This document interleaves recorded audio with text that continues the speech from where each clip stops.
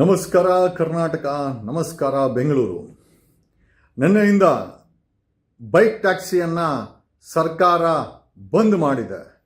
ಸುಮಾರು 18% students population ಈ bike taxi ಸರ್ವಿಸ್ಗಳನ್ನು ಬಳಸ್ತಾ ಇದ್ರು.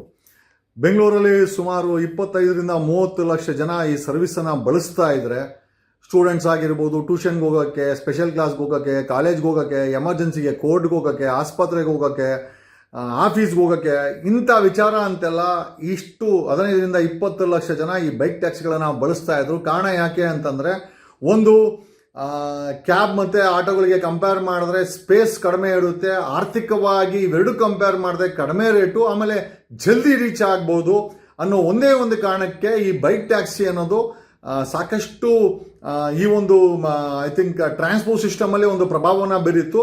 ಜೊತೆಯಲ್ಲಿ ಕೆಲ್ಸಕ್ಕೆ ಹೋಗಿ ಬಂದು ಪಾರ್ಟ್ ಟೈಮ್ ಆಗಿ 2 ಅವರು 3 ಅವರು ಹುಡುಗರು, ಕಾಲೇಜ್ ಗೋವರ್ಸು, ಸೆಲ್ಫ್ ಡಿಪೆಂಡೆಂಟು ಅಂದರೆ ತಂದೆ ತಾಯಿ ಮೇಲೆ ಡಿಪೆಂಡೆಂಟ್ ಅವರೇ ಇರುವಂಥ ಬೈಕಲ್ಲೇ ಬೈಕ್ ಟ್ಯಾಕ್ಸಿ ಸರ್ವಿಸನ್ನು ಮಾಡಿ ಕಾಲೇಜ್ ಫೀಸ್ ಕಟ್ಟೋದು, ಟ್ಯೂಷನ್ ಫೀಸ್ ಕಟ್ಟೋದು, ತಮ್ಮ ಕೆರಿಯರ್ನ ಮಾಡ್ಕೊಳ್ಳೋವಂಥವ್ರು. ಮತ್ತು ಎರಡೂ ಸರ್ಕಾರಗಳು ಬೆಲೆನ ಜಾಸ್ತಿ ಮಾಡೋದ್ರಿಂದ ಸಂಬಳ ಸಾಲದೆ ಕೆಲ್ಸಕ್ಕೆ ಹೋಗಿ ಬಂದು ಈ ಬೈಕ್ ಟ್ಯಾಕ್ಸಿ ಸರ್ವಿಸನ್ನು, ಅದು ಮೇಲಾಗ್ಬೋದು, ಹೆಣ್ಮಕ್ಳಾಗ್ಬೋದು, ಗಂಡು ಮಕ್ಕಳಾಗ್ಬೋದು, ಎಲ್ಲರೂ ಸಹ ಈ ಸರ್ವಿಸನ್ನು ಕೊಟ್ಟು ಎಲ್ಲೋ ಒಂದು ಕಡೆ ಈ ಒಂದು ಬೆಳೆದಿರುವ ಟ್ರಾಫಿಕ್ಗೆ, ಆಮೇಲೆ ಕಂಜೆಷನ್ ಟ್ರಾಫಿಕ್ಗೆ ಒಂದು ಪರಿಹಾರ ಆಗಿತ್ತು.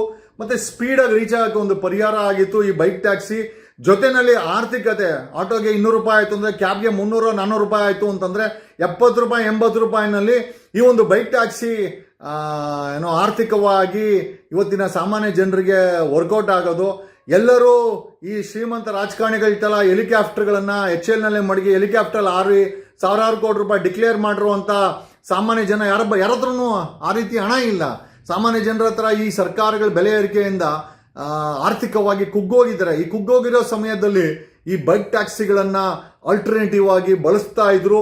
ಮತ್ತು ಈ ಬೈಕ್ ಟ್ಯಾಕ್ಸಿಗಳನ್ನು ಸುಮಾರು 3 ಲಕ್ಷ ಸರ್ವಿಸ್ ಕೊಟ್ಟು ಅವರು ಕೂಡ ಸ್ವಯಂ ಉದ್ಯೋಗವನ್ನು ಸೃಷ್ಟಿ ಮಾಡ್ಕೊಂಡಿದ್ರು. ಜೊತೆಯಲ್ಲಿ ಈ ಸ್ವಯಂ ಉದ್ಯೋಗವಲ್ಲದೆ ಯಾವುದಾದ್ರು ಡೆಸ್ಟಿನೇಷನ್ಗೆ, ಎಮರ್ಜೆನ್ಸಿ ಒಂದು ಆಸ್ಪತ್ರೆಗೆ ಹೋಗಬೇಕು, ಒಂದು ಕೋರ್ಟ್ಗೆ ಹೋಗಬೇಕು, ಅಥವಾ ಯಾವುದಾದ್ರೂ ಸಾವಾಯಿತು ಅಲ್ಲಿಗೆ ರೀಚ್ ಆಗಬೇಕು ಅಂದರೆ ಈ ಬೈಕ್ ಟ್ಯಾಕ್ಸಿಗಳು ಒಂದು ಮ್ಯಾಜಿಕ್ ರೀತಿಯಲ್ಲಿ ಕೆಲಸ ಮಾಡ್ತಾ ಇತ್ತು. ಯಾಕೆ ಅಂದರೆ ಒಂದು ಕಡೆ ಸೇಫು, ಇನ್ನೊಂದು ಕಡೆ ಆರ್ಥಿಕತೆ, ಆಮೇಲೆ ನಾನು ಯಾವುದ್ರಲ್ಲಿ ಹೋಗ್ತೀನೋ ಅದನ್ನು ಡಿಸೈಡ್ ಮಾಡೋವಂಥ ಅಧಿಕಾರವನ್ನು ಕಾನೂನಾತ್ಮಕವಾಗಿ ನಮ್ಮ ದೇಶದ ಸಂವಿಧಾನ ಕೊಟ್ಟಿದೆ. ನಾನು ಹೆಲಿಕಾಪ್ಟರ್ ಹೋಗೋದು ಅದು ನನ್ನ ಇಚ್ಛೆ, ಅಥವಾ ನಾನು ಟ್ರೈನಲ್ಲಿ ಹೋಗ್ಬೇಕಾ ಅದು ನನ್ನ ಇಚ್ಛೆ, ಬಸ್ಸಲ್ಲಿ ಹೋಗ್ಬೇಕಾ ನನ್ನ ಇಚ್ಛೆ, ನಾನು ಟ್ಯಾಕ್ಸಿನಲ್ಲಿ ಹೋಗ್ಬೇಕಾ, ಆಟೋನಲ್ಲಿ ಹೋಗ್ಬೇಕಾ ಅದು ನನ್ನ ಇಚ್ಛೆ, ಅಕಸ್ಮಾತ್ ಬೈಕಲ್ಲಿ ಹೋದ್ರು ಕೂಡ ಅದು ನನ್ನ ಇಚ್ಛೆ ಅಂತ ಹೇಳ್ತಾ, ಈಗ ಕೆಲಸಕ್ಕೆ ಹೋಗಿ ಬಂದು ಈ ಎರಡೂ ಸರ್ಕಾರಗಳು ಮಾಡಿರುವಂಥ ಬೆಲೆ ಏರಿಕೆಯಲ್ಲಿ ಒಂದಷ್ಟು 3-3.5 ಲಕ್ಷ ಜನ ಸ್ವಯಂ ಉದ್ಯೋಗವನ್ನು ಸೃಷ್ಟಿ ಮಾಡ್ಕೊಂಡಿದ್ರು. ತಮ್ಮ ಬೈಕನ್ನು ಬಳಸಿ ಯಾವುದೇ ಕಳ್ತನ ಮಾಡ್ತಾ ಇರಲಿಲ್ಲ, ಯಾವುದೇ ಅತ್ಯಾಚಾರ ಮಾಡ್ತಿರಲಿಲ್ಲ, ಯಾವುದೇ ಕ್ರೈಮ್ ಮಾಡ್ತಾ ಇರಲಿಲ್ಲ. ಆರ್ಥಿಕವಾಗಿ ತಮಗೆ ಸಪೋರ್ಟ್ ಮಾಡಲಿಕ್ಕೆ ಈ ಒಂದು ವ್ಯವಸ್ಥೆಯನ್ನು, ಈ ಒಂದು ಸರ್ವಿಸನ್ನು ಕೊಟ್ಟು ಸಂಪಾದನೆ ಮಾಡ್ತಾ ಇದ್ರು. ಅವರ 3 ಲಕ್ಷ ಜನರ ಒಟ್ಟಿಗೆ ತಣ್ಣೀರು ಬಟ್ಟೆನ ಹಾಕದಂತ ಈ ಒಂದು ಸರ್ಕಾರದ ನಡೆ ಎಷ್ಟರ ಮಟ್ಟಿಗೆ ಸರಿ? ನಾವು ಈ ಒಂದು ಬೈಕ್ ಟ್ಯಾಕ್ಸಿಯನ್ನ ಮತ್ತೆ ವಾಪಸ್ಸು ಸಮಾಜಕ್ಕೆ, ಈ ಒಂದು ಸೊಸೈಟಿಗೆ ಸರ್ಕಾರ ಬಿಡಬೇಕು ಅಂತ ನಾವು ಈ ಒಂದು ಸರ್ಕಾರದ ನಡೆಯನ್ನು ವಿರೋಧಿಸುತ್ತಾ ಬೈಕ್ ಟ್ಯಾಕ್ಸಿ ಮೇಲೆ 20-25 ಲಕ್ಷ ಜನ ಡಿಪೆಂಡ್ ಆಗಿದ್ರು. 3 ಲಕ್ಷಕ್ಕೂ ಹೆಚ್ಚು ಜನ ಈ ಸರ್ವಿಸನ್ನು ಕೊಡ್ತಾ ಇದ್ರು. ಸರ್ವಿಸ್ ತಗೊಳ್ತಾ ಇದ್ದಂಥ ನಾಗರಿಕರು ಖುಷಿಯಾಗಿದ್ರು, ಕೊಡ್ತಾರೋ ಖುಷಿಯಾಗಿದ್ರು. ಸರ್ಕಾರದ ತಕರಾರು ಯಾಕೆ? ಸರ್ಕಾರಗಳು ನಾವು 180 ರೂಪಾಯಿ ಕೊಡೋ ಕಡೆ 300 ರೂಪಾಯಿ 400 ರೂಪಾಯಿ ಆಟೋಗೋ ಕ್ಯಾಬ್ಗೋ ಕೊಟ್ಟು ಹೋದ್ರೆ ನಮ್ಮ ಜೇಬಿಗೆ ಕತ್ತರಿ ಬೀಳಿದ್ರೆ ಸರ್ಕಾರ ಇದನ್ನ ಕಾಂಪನ್ಸೇಟೆಡ್ ಮಾಡಕ್ಕೆ ರೆಡಿ ಇದೆಯಾ? ನಾವು ಕ್ಯಾಬಲ್ಲಿ ಹೋಗೋಕ್ಕೆ ರೆಡಿ ಇದ್ದೀವಿ, ನಾವು ಬೈಕಲ್ಲಿ ಹೋಗ್ಬೇಕಾದ್ರೆ 80 ರೂಪಾಯಿ 70 ರೂಪಾಯಿ ಆಗ್ತಾ ಇದ್ವು. ಮಿಕ್ಕಿದ ಹಣವನ್ನು ಸರ್ಕಾರ ಸಬ್ಸಿಡಿ ಮಾಡೋದಾದ್ರೆ ಈ ಒಂದು ನಡೆಯನ್ನು ನಾವು ಸ್ವಾಗತ ಮಾಡ್ತೀವಿ. ಆಮೇಲೆ ನಾವು ಜಲ್ದಿ ರೀಚ್ ಆಗ್ಬೇಕಾದ್ರೆ ಕ್ಯಾಬಲ್ಲಿ ಮತ್ತು ಆಟೋದಲ್ಲಿ ಹೋಗ್ಲಿಕ್ಕೆ ಸಾಧ್ಯ ಇಲ್ಲ.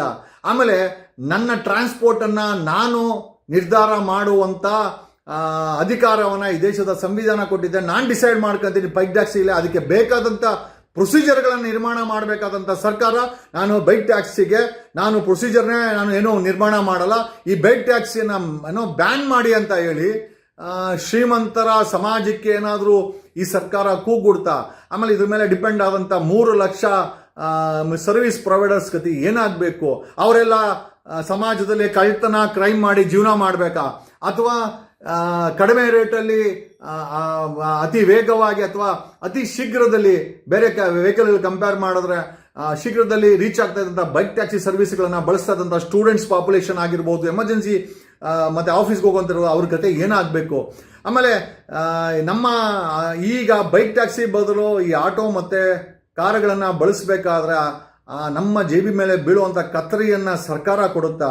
ಈ ಎಲ್ಲ ಪ್ರಶ್ನೆಗಳಿಗೆ ಸರ್ಕಾರ ಉತ್ತರ ಕೊಡಬೇಕು. ವಿ ಸ್ಟ್ಯಾಂಡ್ ಈ ಒಂದು ಬೈಕ್ ಸರ್ವಿಸನ್ನು, ಬೈಕ್ ಟ್ಯಾಕ್ಸಿ ಸರ್ವಿಸನ್ನು ಸರ್ಕಾರ ಇಂಟ್ರೊಡ್ಯೂಸ್ ಮಾಡಬೇಕು. ಇಲ್ಲ ಅಂತಂದರೆ ಇದರ ವಿರುದ್ಧವಾಗಿ ಒಂದು ದೊಡ್ಡ ಹೋರಾಟವನ್ನೇ ಮಾಡಬೇಕಾಗತ್ತೆ.